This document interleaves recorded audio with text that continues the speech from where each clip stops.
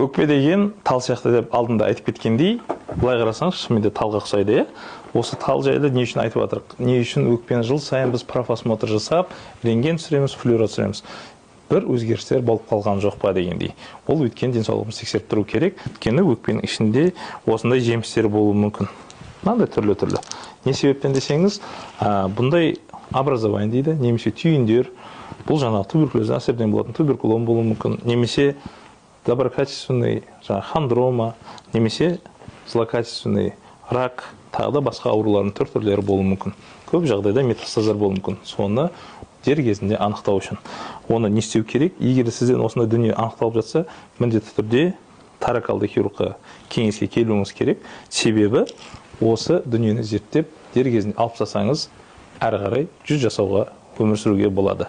Ал егер де өзіме-өзі кетіп қалады десеңіз, бұл ұлғайып, осындай